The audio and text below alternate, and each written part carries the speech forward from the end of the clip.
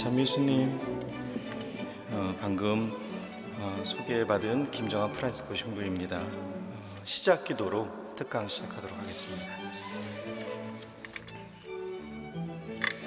성부와 성자와 성령의 이름으로 시편 128편 1절에서 6절입니다. 행복하여라 주님을 경외하느니 모두, 그 길을 걷느니 모두. 내 손으로 벌어들인 것을 내가 먹으리니 너는 행복하여라. 너는 복이 있어라. 내 집 안방에는 아내가 풍성한 포도나무 같고 내 밥상 둘레에는 아들들이 올리브 나무 해순들 같구나. 보라, 주님을 경외하는 사람은 이렇듯 복을 받으리라. 주님께서는 시온에서 너에게 복을 내리시어 내 평생 모든 날에 예루살렘의 번영을 보며 내 아들의 아들들을 보게 하시리라. 이스라엘의 평화가 있기를. 성부와 성자와 성령의 이름으로 아멘.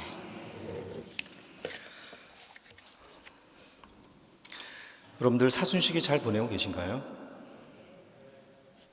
힘드시죠? 보내시기. 솔직하게 대답하셨습니다. 이제 사순시기가 되면은 본당에서는 보통 이 분위기를 좀 암울하게 몰고 가죠, 그죠? 그래서 절제해라, 희생해라, 뭐 특강이나 이런 강론의 내용들도 조금은 좀 무거워요. 이제 그렇게 하지 말라는 거 많다 보니까 뭐가 많냐면 유혹이 많습니다. 그렇죠? 평상시에는 금요일날 아무 생각 없이 먹던 고기도 유난히 사순시기 되면은 이렇게 꺼리고요. 그죠? 그런 여러분에게 제가 오늘 특강을 시작하면서 짓궂게도 지금부터 지옥으로 향하는 가장 안전한 길을 제가 알려드리겠습니다. 기대되시죠? 기대되신다고요? 지옥으로 가는 가장 안전한 길인데 잘 들어보십시오. 지옥으로 향하는 가장 안전한 길은 경사가 심하지 않고 바닥은 부드러우며 갑작스러운 굴곡, 이정표와 표지판이 없는 완만한 길이다. 그 길은 결코 벼랑이 아니고 밋밋한 내리막길이다. 사람들은 그 길을 기분 좋게 걸어간다. 어떻습니까? 안전해요? 이 글은 그 유명한 철학가이자 문학가인 그 C.S. 루이스가 쓴 스크루테이프의 편지라고 하는 책에 나오는 내용입니다. 거기에 보면은 이 스크루테이프는 경험 많고 굉장히 노련한 아주 그 고위급 마귀죠. 그 마귀가 이 조카이자 풋내기 마귀인 자기 그 어린 마귀 워머드에게 인간을 유혹하는 방법에 관해서 쓴 31통의 편지를 책과 같이 형식으로 만들어서 저희가 이제 보게 됐는데, 저는 옛날에 신학생 때 이 책을 봤던 기억이 나면서 굉장히 인상적이었어요. 그러니까 이 풋내기 마귀 조카는 인간을 유혹하는 방법을 아주 큰 사건을 가지고 탐욕과 폭력과 어떤 도둑질과 큰 사고 치는 걸로, 근데 이제 이 큰 고위급 마귀 스크루테이프는 그렇게 해서는 안 된다고 하면서 마치 착한 일 같이, 마치 평화로운 것 같이 하는 거에 안에서 이제 인간을 유혹해야 된다고 하는 이야기들을 하면서 쓰죠. 여러분, 이런 방금 제가 말씀드린 곳 같은 곳이 우리가 사는 세상에서 어디가 있을까요? 저는 오늘 우리의 가정이 아닐까라고 생각하면서 여러분들하고 이야기를 나눠보겠습니다. 왜 그럴까? 우리가 쉽게 가족에 대해서 이제 이런 착각을 하기 때문입니다. 가족. 되게 단순하고 복잡하지 않아요. 편한 관계. 그리고 편하니까 말도 함부로 해도 되고 행동도 함부로 해도 되는 그런 관계. 그리고 주는 건 없으면서 무조건 달라고만 해도 되는 관계. 이렇게 생각을 한다는 거죠. 좀 완만해 보이고 굴곡도 없어 보이고 그리고 밋밋해 보이고 거기서 막 내지르는 겁니다. 하지만 가족은 그런 관계가 아니거든요. 단순한 관계가 아니라 거기에서도 굉장히 복잡하게 얽혀있는 관계들이 있습니다. 또 편해서 함부로 해도 되는 관계가 아니라 어느 누구보다도 가장 많이 노력이 필요하고 또 희생이 필요한 관계죠. 그리고 아무리 가깝다고 하지만은 감정을 막 발설해서 되는 게 아니라 어느 정도 그 감정을 걸러낼 수 있는 그런 장치가 어느 관계보다도 필요한 게 가족입니다. 또 무조건적인 희생만이 아니라 좀 합리적이고 이성적인 기대치를 걸어야 되는 게 가족인 건데 우리의 가정을 여러분들 한번 생각해 보시면은 실제로 그렇지 않습니다. 가정 밖에서의 관계들은 그렇게 잘 하지만 정작 가족하고는 그렇지를 못해요. 제가 그 가족들에 대한 재미있는 몇 가지 다양한 정의들을 한번 가져와 봤습니다. 한번 들어보십시오. 셰익스피어가 얘기한 건데 나는 후회하기 위해 결혼합니다. 이렇게 해요. 공감되시죠? 그럴 리가요. 이 특강 들으러 오시는 분들이 이게 공감이 되면 안 되죠. 그죠? 자, 그리고 함께 살 수 있겠다는 생각이 드는 사람과 결혼하지 마라. 없으면 살 수 없는 사람과 결혼해라. 공감하세요? 네, 끄떡이시네요. 누가 얘기한 겁니다. 그래서 성 요한 바오로 2세 교황께서 당신의 그 사도적 권고 가정 공동체에서 가정과 결혼을 이렇게까지 표현하셨습니다. 그거는 성소다. 그러니까 성소로까지 받아들여야 그 결혼과 가정 생활이 온전하고 헤쳐나갈 수 있다는 겁니다. 그러니까 왜 가정에 대한 이런 부정적인 정의들이 나오는 걸까? 제가 한 20여 년 정도 본당에서 사목도 하고 저는 군중 신부를 오래 했습니다. 그리고 해외 나가서 공부도 하고 사목 경험을 하면서 그 현장에서 제가 수많은 사람들을 만나서 이제 상담을 하게 됐어요. 그러면서 가장 큰 상처를 받는 곳이 다른 곳이 아닌 그들의 가정 안에서 그것도 소중한 존재들인 부모와 배우자와 가족들로부터 받는 것을 봤습니다. 그러니까 대부분 자신이 어떤 상처를 주고 있는지도 몰라요. 그런 상태에서 가장 사랑을 줘야 할 가족들에게 아주 심한 상처를 주는 거죠. 그러니까 상처를 받는 가족들조차도 자신이 무엇 때문에 상처를 받는지도 모르고 살아가다가 시간이 지나서 문제가 이제 쌓이는 거죠. 우울증도 오고 분노도 오고 그것도 조절이 안 되니까 장애가 되고 각종 중독 등의 다양한 그런 심리적인 문제가 두드러지게 나타나면은 그제서야 자기 안에 해결되지 않은 상처들이 있다는 것을 알아차리기 시작합니다. 저는 사목 현장에서 이 상처 때문에 아파하고 이 묶여있는 이 가정의 영혼들을 바라보시면서 너무나 슬퍼하시고 안타까워하시는 그 주님의 마음을 사목자로서 느낄 수가 있었습니다. 그들이 무엇 때문에 아프고 힘든지 이해하도록 주님께서는 저에게 지혜도 주시고 깨달음도 주셨고 또 그분의 이끄심대로 그들을 저는 만나려고 노력했습니다. 제가 깨달은 것은 그들의 진정한 치유자는 만나고 상담했던 또 사목했던 상담자인 사목자인 제가 아니라 주님이셨다는 거죠. 그러니까 이 사람의 마음을 이해하기 위해서 반드시 알아야만 하는 내용을 주님이 사목자들에게 알려주시고, 또 저도 그 알림을 받았고, 저의 다양한 사목적이고 또 임상적인 경험과 학문적인 연구를 통해서 구체적으로 그들을 이해하고 도울 수 있게 또 그렇게 주님은 인도해 주셨습니다. 해마다 이맘때쯤이 되면은 국가에서, 통계청에서 전년도의 다양한 사회적인 현상들에 대한 통계를 내죠. 2018년도 통계청 발표 자료에서 나온 그 대한민국의 이혼율은 OECD 가입 국가 중에 저희가 9위였습니다. 한 11만 건 정도가 됐습니다. 매년 이런데 97년도에 IMF 이후에 계속 급속하게 증가했죠. 그래서 최고치가 2003년도였습니다. 17만 건이었어요. 굉장히 많은 숫자인 거죠. 점차 감소하는 추세지만은 여전히 높은 숫자입니다.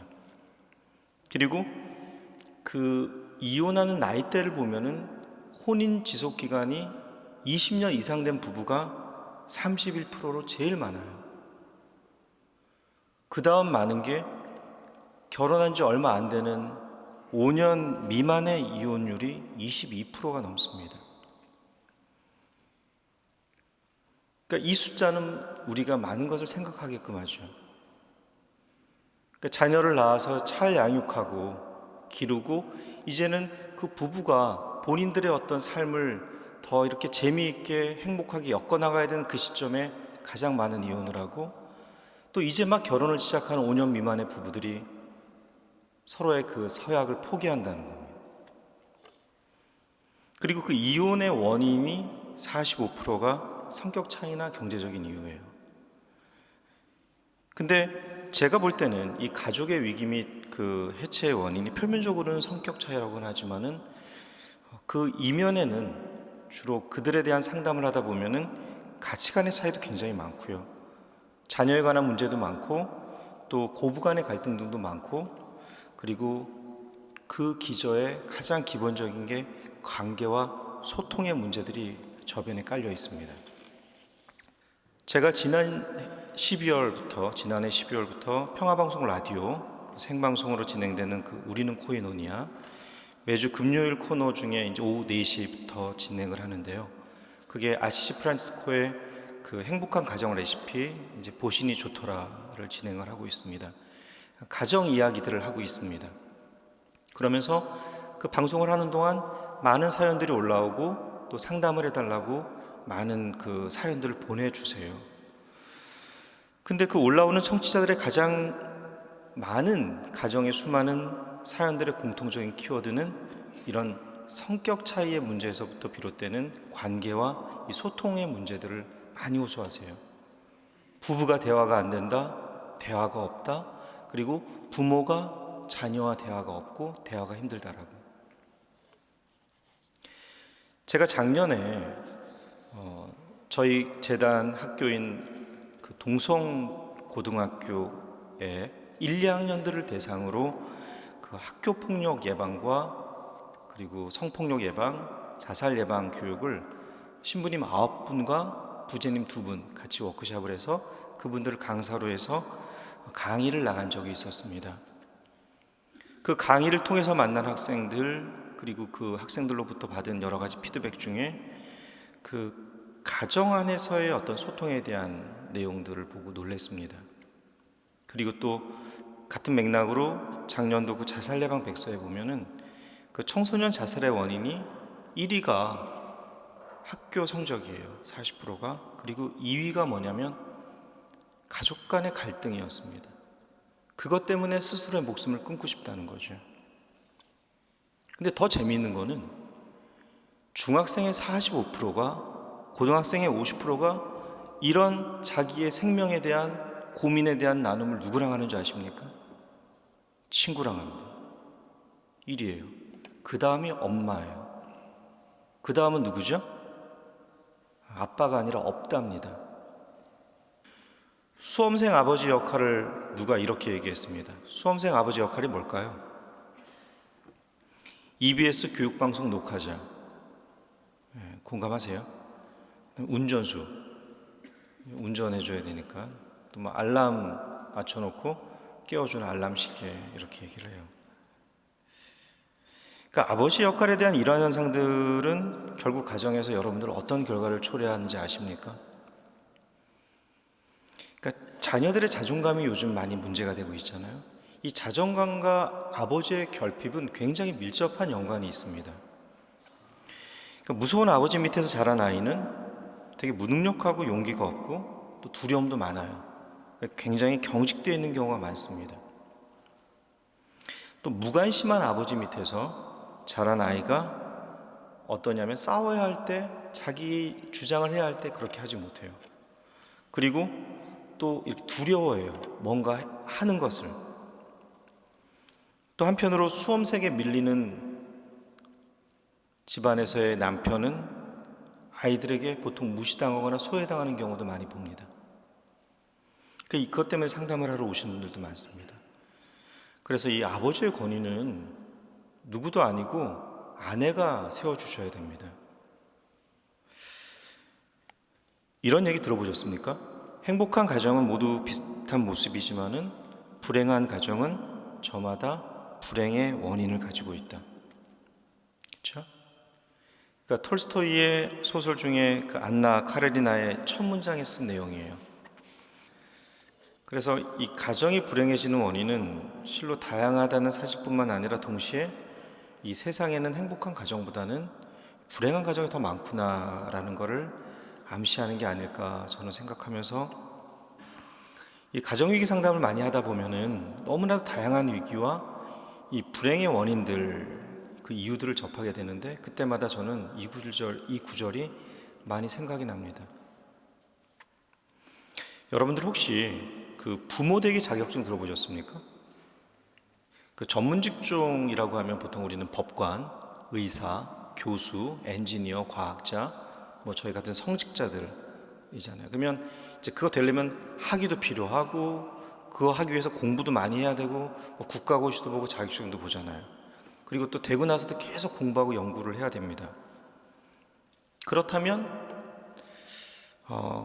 한 가정의 부모가 된다는 거는 제가 볼 때는 이것만큼 위대한 전문 직업인은 없다고 생각합니다.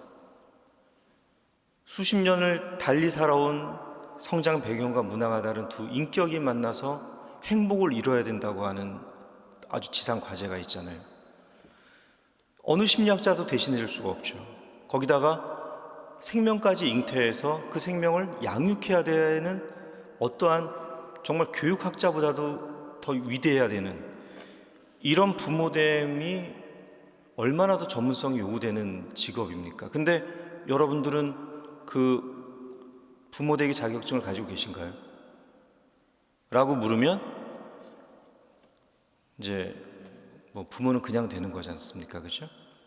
그리고 어떤 분들은 제가 부모 교육할 때 신부님은 안 돼봐서 몰라요 이렇게 얘기하시는 분도 계세요. 그래서 여쭤봐요. 여러분은 어떻게 부모 되셨나요? 그러니까 요즘 가정 상황 같아서는 제가 볼 때는 이 부모 인증 제도를 국가적으로 도입해야 되지 않을까 할 정도로 생각합니다. 뭐 이건 저의 개인적인 사담이지만은 근데 이 가정과 가족이 왜 이렇게 중요한가? 가정은 우리가 이 세상에 태어났을 때 처음 접하는 사회입니다. 그렇죠? 저도 태어나 보니까 저와 상관없는 부모님이 계셨고 그게 하나의 사회고 또 저의 늘 영원한 숙제인 저희 누나가 앞에 계셨어요. 예. 그리고 동생들이 있었고 가족은 우리가 태어나서 처음 만나는 사람들입니다. 그리고 사회적인 관계와도 굉장한 상관성이 있습니다. 그러니까 사람은 모든 인간관계의 틀을 가정에서 배우죠. 그러니까 가정 안에서 배우게 되는데 사회에 나가서 맺게 되는 여러분들 동료 사귀고 친구 사귀는 거 이런 거는 형제 자매의 관계의 틀에서 사귀게 돼 있어요. 그래서 그 틀이 좋지 않으면은 이 밖에서의 인간관계나 교우관계들이 쉽지가 않습니다. 또 선배나 윗사람에 대한 관계는 보통 부모와의 관계가 그 기초가 돼요. 그래서 부모와의 관계 형성이 잘 돼 있지 않으면 굉장히 그걸 힘들어합니다. 또 결혼 후의 부부의 관계는 보통 자기 원가족 아버지 어머니의 관계를 그대로 보고 와서 배웁니다. 그렇기 때문에 가정 안에서의 모든 인간관계가 굉장히 중요한 거죠. 이렇게 사회를 이루는 가장 기본적인 요소가 가정이죠. 하지만 오늘날 가정이 꼭 4인 가족만이냐? 아니죠. 이제는 그 단어가 무색해졌습니다. 삶이 변해서 이제 1인 가구 시대가 됐고 2인 가구 등도 있고 이제 변하게 됐죠. 이렇게 전통적인 가정의 모습은 줄어들고 있지만은 그래도 이 사회를 이루고 있는 가장 작은 단위로서의 가정은 여전히 유지되고 있습니다. 아마 이거는 인류가 있는 그 순간까지 계속될 겁니다. 결혼을 했던 하지 않았던, 아이가 있건 없건 간에 우리가 매일 마주치는 사람들은 모두 가정 안에 있는 가족 구성원이죠. 모든 사람들이 다 행복하기를 원합니다. 그리고 행복을 위해 산다 그래요. 근데 제가 행복이 뭐예요? 라고 여쭤보면 가끔 멈칫하는 그런 분들이 계십니다. 근데 우리가 사는 세상에서 혼자만 행복이라는 것이 가능한가? 불가능하죠. 거기에는 항상 관계가 전제되어 있습니다. 누군가와 함께 누군가를 위해 살아간다는 의미가 굉장히 중요하죠.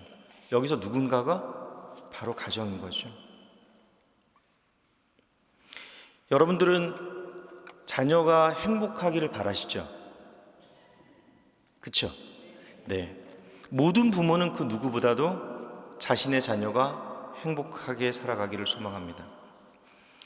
자녀가 충분한 사랑을 받고 건강한 마음을 가지고 자신의 달란트를 막 이렇게 발휘하면서 다른 사람에게 도움도 주고 또 사회에서도 꼭 필요한 중요한 역할을 하면서 자신도 만족감을 또 느끼고 아주 멋있게 살아가기를 모든 부모는 바라죠. 하지만 현실 속에서 자녀를 키우면서 많은 난관에 부딪히게 됩니다. 대부분의 부부들이 부모로서 준비되지 않은 상태에서 자녀를 낳아서 키우기 때문에 어떻게 자녀를 키워야 하는지 또 무엇이 자녀에게 좋은 것인지, 자녀들의 심리가 어떤지, 내 아이가 정상인지 이상이 있는 것인지 혼란스러워하면서 그렇게 시행착오를 거치면서 자신의 부모가 자기를 키웠던 방법을 되풀이하면서 보통 자녀를 양육합니다. 사랑하는 자녀지만은 너무나 답답한 거죠. 화가 나요. 그래서 이 화나는 모습을, 나게 하는 모습을 볼 때 이 자신의 의도와 상관없이 이제 화를 내죠. 부모님들은 상처를 줍니다. 그렇죠? 막 이렇게 말과 표정으로. 마음은 안 그래요. 진정으로 자녀를 사랑해주고 싶죠. 그렇지만은 자신의 상처가 사랑을 방해하기도 하고 또 심지어는 나의 부모님이 나에게 주었던 상처를 고스란히 자신의 자녀에게 그 상처를 대물림하는 자신의 모습을 보면서 좌절합니다. 계속 쳇바퀴 돌듯이 도는 거예요. 그러니까 하고 싶어도 부모님이 안 되는 경우까지 이르게 되는 경우가 있는 겁니다. 특히 자녀들 사춘기 때. 제일 언제 먼저 오죠? 초등학교 4학년, 초사병 있다 그러죠, 요즘에. 중2병, 이렇습니다. 이제, 그리고 수험생. 특별히 자녀가 사춘기가 됐을 때는 지난 시간 쌓여있던 모든 문제들이 폭발해 버립니다. 네. 그래서 부모 자신도 전혀 의식하지 못했던 문제들이 쏟아져 나와서 마치 폭풍에 휘말리듯이 이제 됩니다. 그동안 막 눌러왔던 거죠. 참고 어떻게 해줬는데 하면서. 그러니까 부모가 자녀를 아무리 사랑한다고 하더라도 부모 자신이 자기 마음에 해결되지 않은 상처 때문에 자신 안에 부정적인 감정이 가득 차 있으면은 다른 사람의 마음을 알아주고 받아줄 여유가 없습니다. 그건 인위적으로 하는 것도 한계가 있는 거죠. 그래서 자신도 모르게 가장 사랑하는 대상에게 상처를 주게 되는 겁니다. 그렇죠? 그렇다면 이런 여러 가지 심리적이고 관계적이고 또 원가적으로부터 오는 여러 가지 문제들, 이런 거에 대한 지혜로운 해결 방법은 없는가? 있습니다. 제가 몇 가지를 여러분들하고 나누고 싶습니다. 첫 번째는 여러분들이 가족들의 서로의 다름을 알고 이해하고 품고 사랑해 주는 겁니다. 이 말씀은 어떤 뜻이 있냐면, 저 같은 경우에 이제 종갓집 장손이었습니다. 예, 저희 아버지도 종갓집을 이제 이끄셔야 되는 그런 위치에 계셨고, 그리고 굉장히 묵뚝뚝하셨어요. 자기 표현 잘 안 하시고, 그리고 권위적이셨고, 예, 엄격하셨습니다. 그래서 아버지가 이렇게 들어오고 나가는 거에 따라서 이 형제들의 희비가 엇갈리는, 근데 그 아버지의 엄격함과 경직함이 나중에 제가 신학교에 가서 사제로 양성되고 또 사제 품을 받고 사제로 살면서 제 안에 그 경직됨과 그 엄격함이 들어있는 겁니다. 저는 몰랐어요. 되게 자비롭고 편안하고 부드럽게 해준다고 하지만은 상대방은 그게 아니었던 겁니다. 그러면서 고민도 많이 했습니다. 나는 아버지에 대한 사랑이 결핍되어 있는 건가? 제가 근데 군종신부로 갈 때 이제 보좌신부 생활을 하다가 입대를 하는 건데, 군종신부로 가는 건 2번 입대하는 거잖아요, 그렇죠? 예. 근데 안 되셨나 봐요. 군대 2번 가니까. 신학생 때 사병으로 입대할 때는 안 그러시더니 2번 간다고 다 큰 것도 신부가 돼서 그때 저를 자꾸 우시더라고요. 그렇게 우신 건 아니고요. 예. 크게. 그러면서 저는 놀랐어요. 아버지가 눈물이 있으셨네? 그때 아버지의 눈물을 본 겁니다. 저도 같이 울었어요. 그러면서 아버지의 사랑이 저거였구나.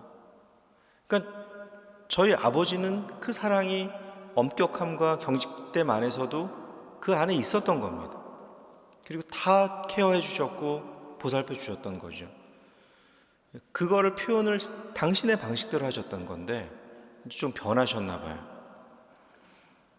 그래서 제가 사랑의 방식이 다른 거구나, 내가 이해를 못했던 거구나를 알게 됐고, 그리고 아버지를 제가 이렇게 안을 수가 있었던 겁니다.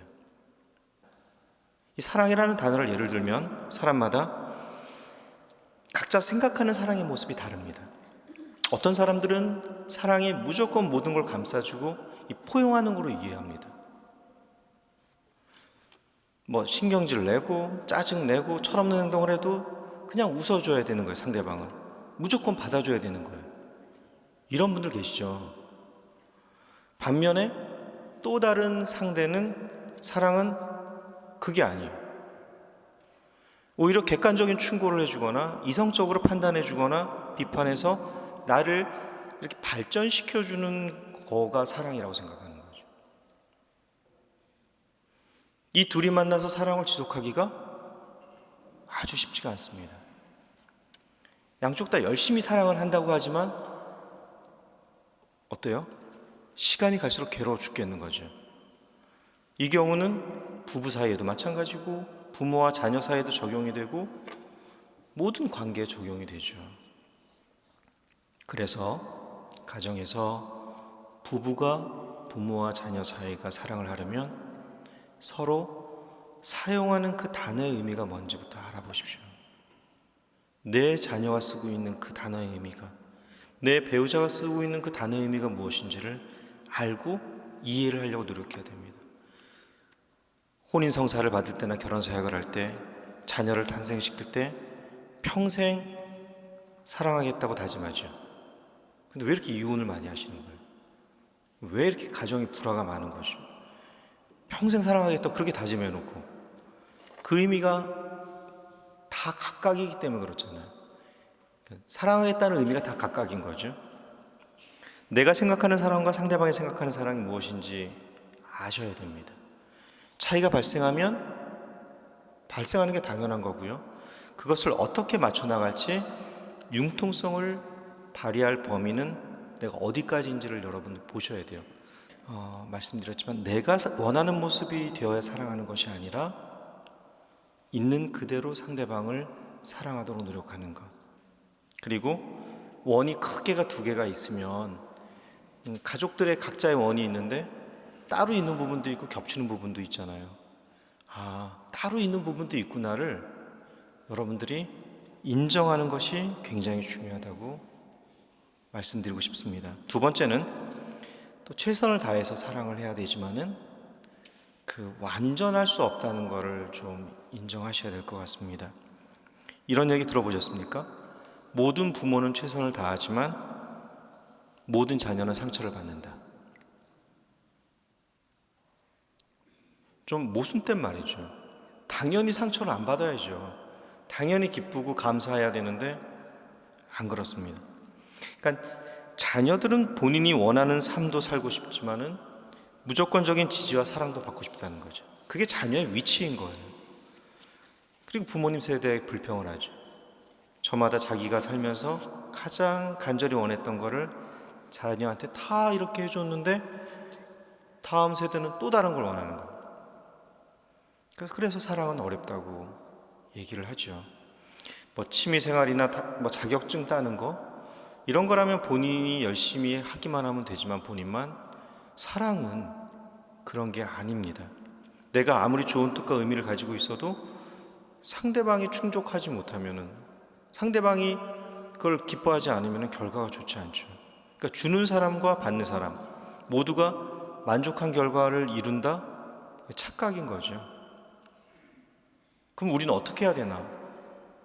특히 가정 안에서, 가족 안에서, 부모와 자녀의 관계 안에서는 최선은 다해야 됩니다. 부모님께서. 나중에 원망 들으시면 안 되잖아요. 그죠? 그러나 완전할 수는 없구나라는 것을 부모님 스스로가 빨리 인정하면 마음이 한결 가벼워지신다는 거죠. 자, 세 번째는 건강한 이 부부 사이를 만드는 겁니다. 가정에서 모든 관계의 시작은 부부 관계이죠. 신앙 안에서는 하느님과 개인의 관계가 모든 관계의 시작이지만은 인간관계에서는 부부 관계가 최초이지 않습니까? 그리고 자녀이잖아요. 제가 상담을 하면서 대부분이 부모와의 관계에서 상처를 받는 걸 봤습니다. 가장 중요한 사람에게서 가장 중요한 상처 받죠. 나와 상관없는 사람은 무슨 말을 해도 상관없습니다. 그러니까 사람에게 가장 중요한 사람은 부모, 배우자죠. 대부분 부모의 부부 관계가 가장 깊은 상처의 원인이 되는 걸 저는 봤습니다. 부모님의 싸움, 갈등 때문에 자녀는 불안해지고 부모가 서로 사랑하지 않기 때문에 안정감을 못 느끼는 거죠. 직감적으로 압니다. 그리고 또 부모 각자에게서 자신은 사랑받지 못한다고 느끼고 또 부부가 스스로 그 관계에서 만족하지 않고 서로 상처를 입히기 때문에 그 부정적인 에너지가 자녀에게 하나도 걸러지는 것 없이 그대로 흘러들어가는 거죠. 부부끼리의 관계가 안정이 되고 또 사랑을 계속 주고 받아야만 그것이 통로가 돼서 자녀에게 건강한 사랑이 흘러들어가고 자녀는 그 사랑을 먹고 성장하는 겁니다. 그것이 막히면 몸은 자라요. 하지만 내면에 나는 성장하지 않기 때문에 성인 아이가 되는 겁니다.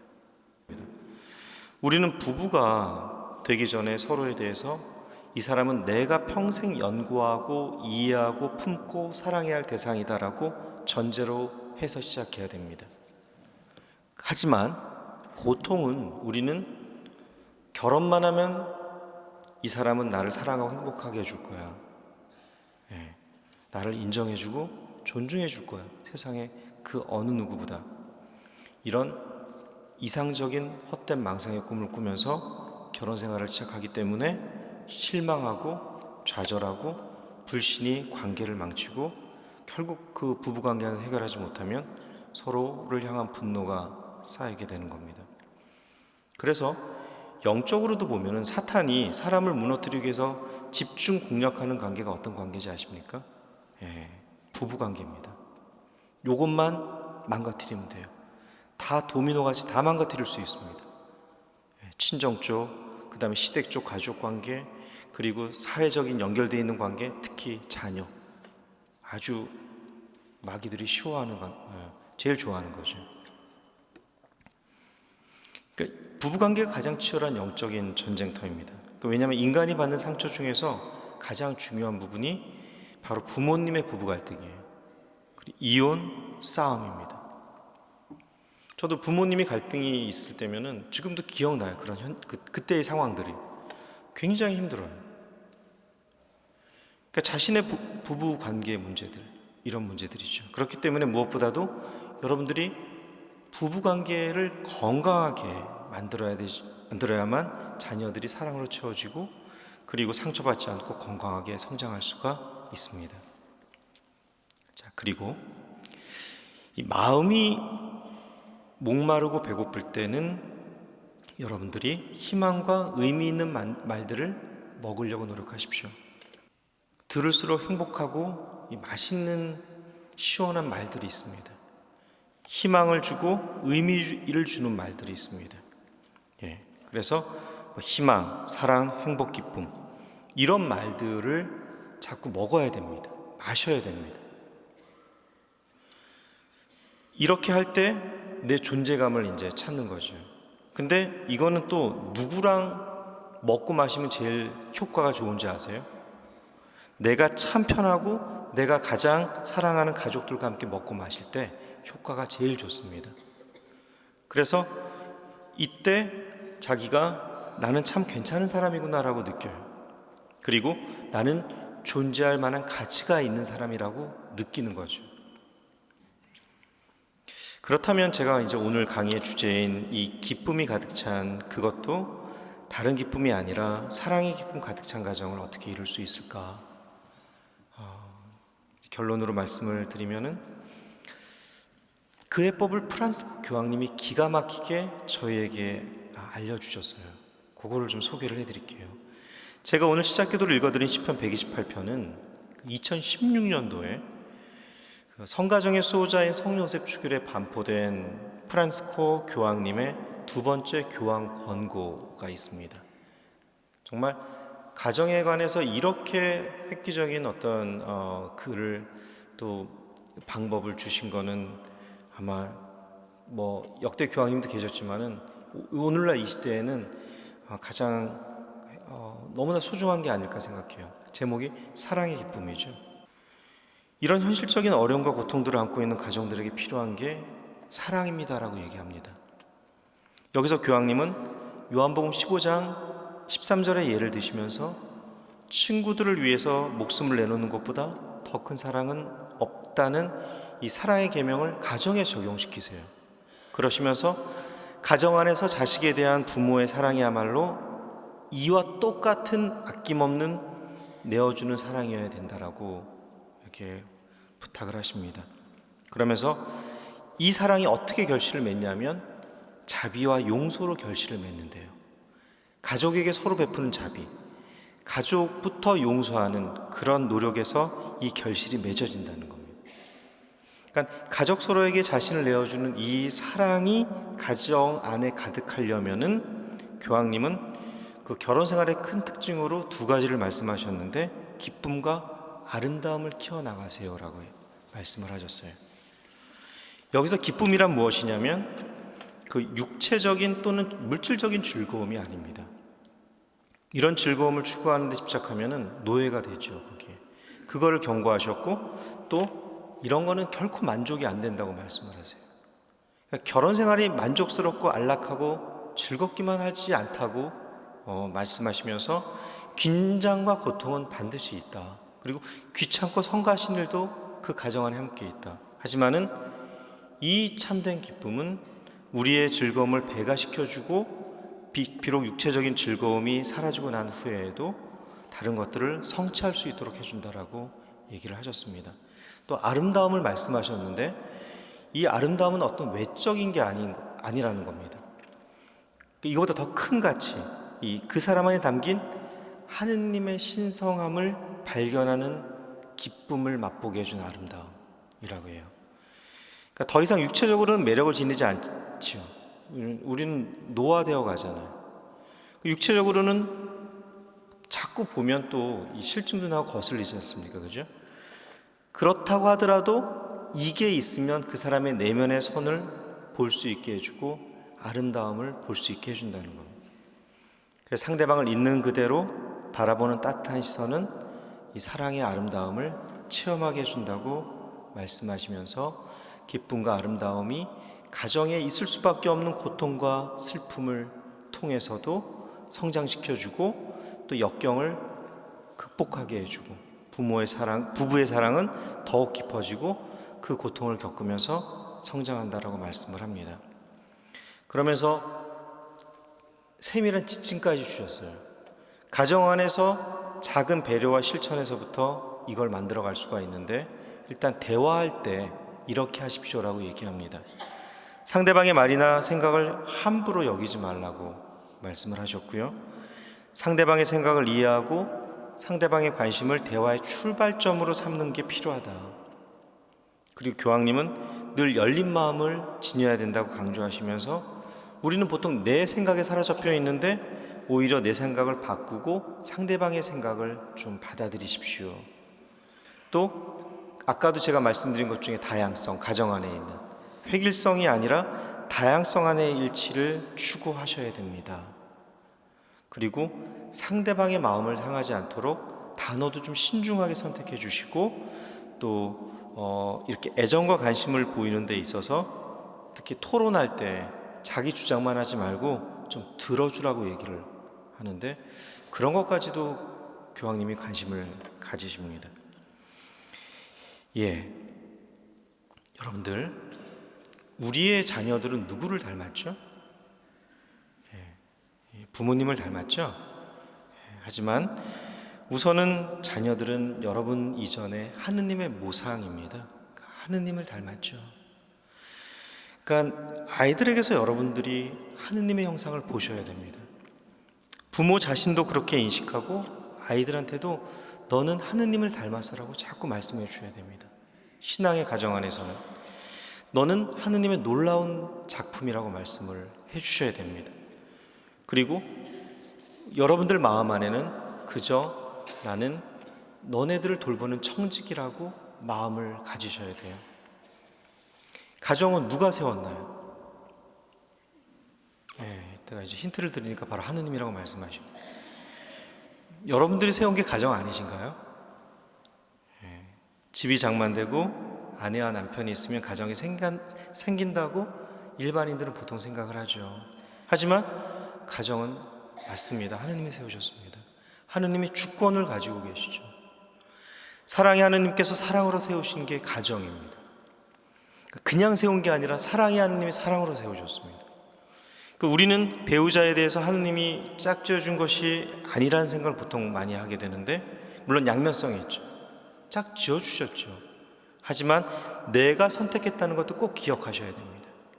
배우자는 하느님의 선물이지만은 그러나 그 은총의 선물을 내가 받아들이지 않으면 그것은 큰 축복이나 선물이 될 수가 없다는 것을 생각해야 합니다. 성경에서 하느님은 어디를 찾아봐도 결혼만 하면 행복하게 해주겠다고 말씀하신 적이 없습니다. 그런 약속을 하지 않으셨습니다. 내가 사랑하는 사람을 행복하게 해주겠다는 목표를 여러분들이 가지셔야 되죠. 왜냐? 이 결혼은 인간의 계획이 아니라 하느님의 계획입니다. 결혼은 하느님의 계획입니다. 결혼은 하느님의 영광을 위해서 있는 겁니다.